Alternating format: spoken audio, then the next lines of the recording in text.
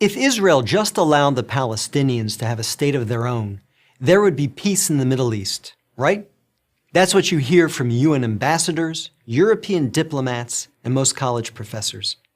But what if I told you that Israel has already offered the Palestinians a state of their own, and not just once, but on 5 separate occasions? Don't believe me? Let's review the record. After the breakup of the Ottoman Empire following World War I, Britain took control of most of the Middle East, including the area that constitutes modern Israel. 17 years later, in 1936, the Arabs rebelled against the British and against their Jewish neighbors. The British formed a task force, the Peel Commission, to study the cause of the rebellion. The commission concluded that the reason for the violence was that 2 peoples, Jews and Arabs, wanted to govern the same land. The answer, the Peel Commission concluded, would be to create 2 independent states, one for the Jews and one for the Arabs, a 2-state solution. The suggested split was heavily in favor of the Arabs. The British offered them 80% of the disputed territory, the Jews the remaining 20%. Yet, despite the tiny size of their proposed state, the Jews voted to accept this offer. But the Arabs rejected it and resumed their violent rebellion. Rejection number 1. 10 years later, in 1947, the British asked the United Nations to find a new solution to the continuing tensions. Like the Peel Commission, the UN decided that the best way to resolve the conflict was to divide the land. In November 1947, the UN voted to create 2 states. Again, the Jews accepted the offer, and again, the Arabs rejected it. Only this time, they did so by launching an all-out war. Rejection number 2. Jordan, Egypt, Iraq, Lebanon, and Syria joined the conflict. But they failed. Israel won the war and got on with the business of building a new nation. Most of the land set aside by the UN for an Arab state, the West Bank and East Jerusalem, became occupied territory. Occupied not by Israel, but by Jordan.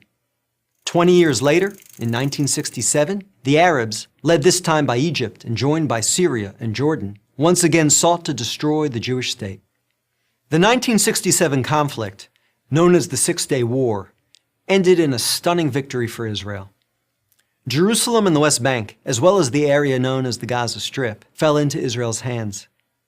The government split over what to do with this new territory. Half wanted to return the West Bank to Jordan and Gaza to Egypt in exchange for peace. The other half wanted to give it to the region's Arabs, who had begun referring to themselves as the Palestinians, in the hope that they would ultimately build their own state there. Neither initiative got very far.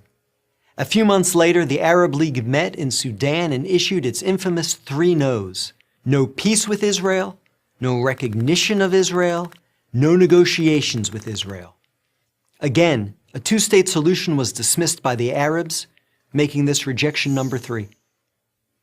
In 2000, Israeli Prime Minister Ehud Barak met at Camp David with Palestinian Liberation Organization Chairman Yasser Arafat to conclude a new 2-state plan. Barak offered Arafat a Palestinian state in all of Gaza and 94% of the West Bank, with East Jerusalem as its capital. But the Palestinian leader rejected the offer. In the words of U.S. President Bill Clinton, Arafat was here 14 days and said no to everything. Instead, the Palestinians launched a bloody wave of suicide bombings that killed over 1,000 Israelis and maimed thousands more, on buses, in wedding halls, and in pizza parlors. Rejection number 4. In 2008, Israel tried yet again. Prime Minister Ehud Olmert went even further than Ehud Barak had, expanding the peace offer to include additional land to sweeten the deal. Like his predecessor, the new Palestinian leader, Mahmoud Abbas, turned the deal down. Rejection number 5. In between these last 2 Israeli offers, Israel unilaterally left Gaza, giving the Palestinians complete control there. Instead of developing this territory for the good of its citizens, the Palestinians turned Gaza into a terrorist base from which they have fired thousands of rockets into Israel. Each time Israel has agreed to a Palestinian state, the Palestinians have rejected the offer, often violently. So if you're interested in peace in the Middle East, maybe the answer is not to pressure Israel to make yet another offer of a state to the Palestinians. Maybe the answer is to pressure the Palestinians to finally accept the existence of a Jewish state. I'm David Brog, Executive Director of the Maccabee Task Force for Prager University. To subscribe to our YouTube channel, click here. To help keep our videos free, donate here.